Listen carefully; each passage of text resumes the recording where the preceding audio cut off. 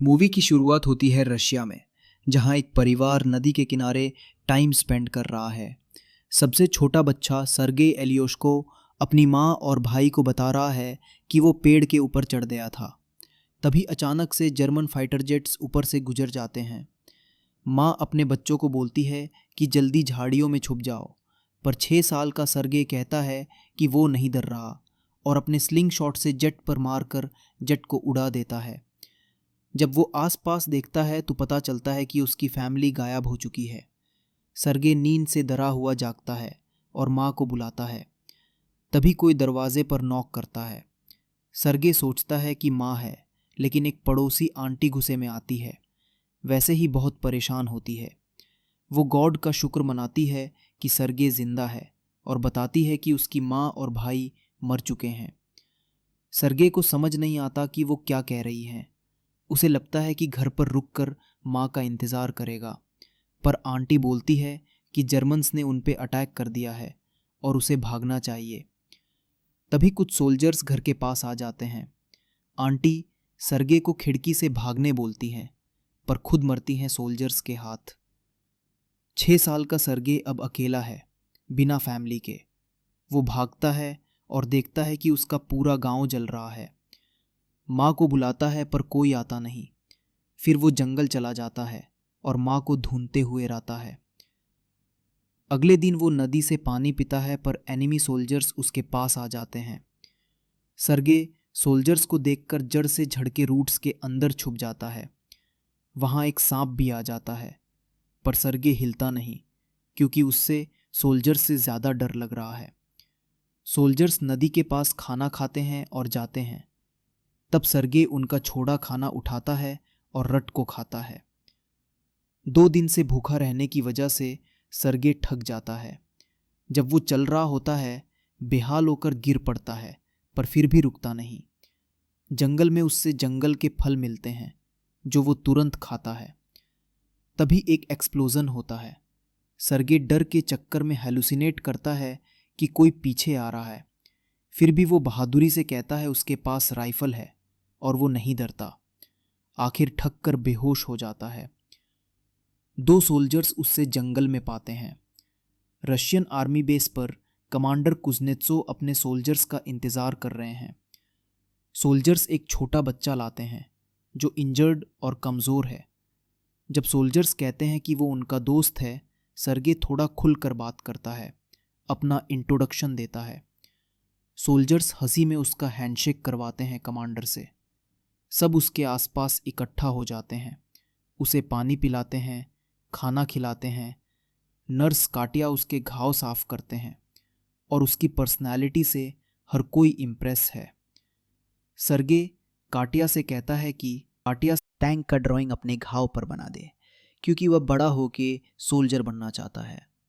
Injured soldiers भी सर्गे से बात करके हल्का फील करते हैं। कमांडर का गन और बैज सर्गे को पसंद आ जाता है। कमांडर सब सवालों का जवाब देता है और ऑनररी पिस्टल भी खिलाता है, गोली निकाल कर ही। सर्गे अपनी टैंक वाली टैटू दिखाता है और सोल्जर बनने की बातें करता है।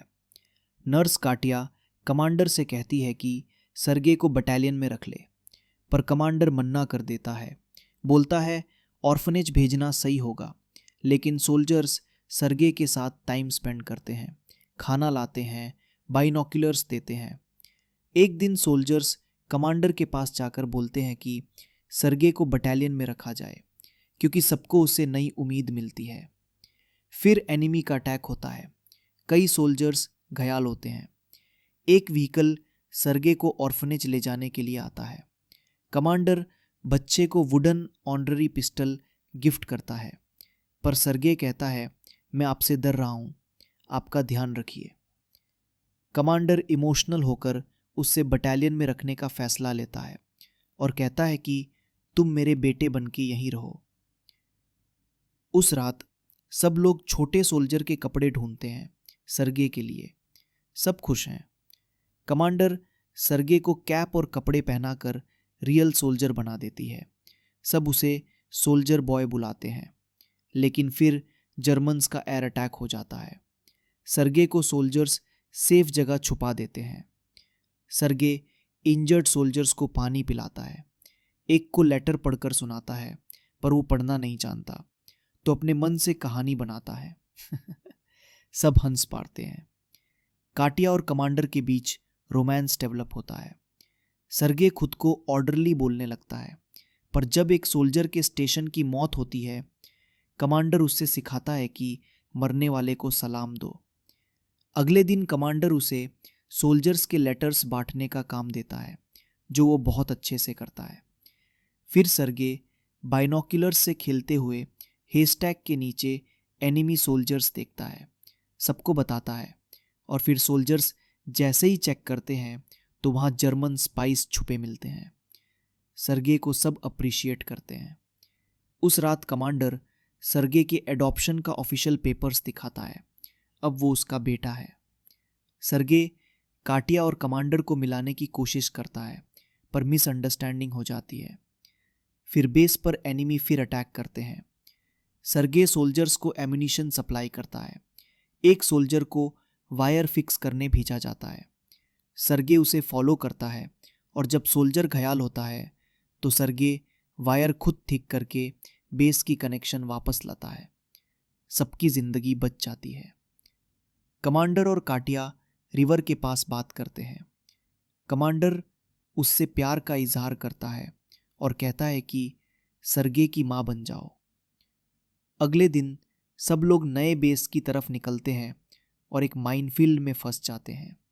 कमांडर घायल हो जाते हैं। सरगे का एक दोस्त मरे जाता है। वो कमांडर को हक करता है। इंजर्ड को लेकर सब नए बेस पहुंचते हैं। नए बेस पे जनरल सरगे को देखकर इम्प्रेस होते हैं और एक मेडल और बैज देते हैं। सरगे प्रॉमिस करता है कि अपने कंट्री को बचाएगा। बेस पर फिर से अटैक होता है। कमांडर फंस जाते हैं। सरगे सबको बुलाते हैं और उनको बचाने में मदद करता है। आखिरी में सरगे एक इनसेपरेबल पार्ट बन जाता है रेजिमेंट का, और हर जगह सोल्जर्स के साथ रहता है। मूवी एंड होती है जब बताया जाता है कि सरगे ने स्टालिनग्राद बैटल में भी पार्टिसिपेट किया और पोलैंड तक के सोल्जर्स के साथ गए। आज वो दुनिया का सबसे छोटा सोल्जर माना जाता है और उसकी ब्रेवरी की कहानी हर जगह फेमस है। ऐसे ही और वीडियोस के लिए सब्सक्राइब करो, बेल आइकन दबाओ, और वीडियो पसंद आए तो लाइक ज़रूर करो।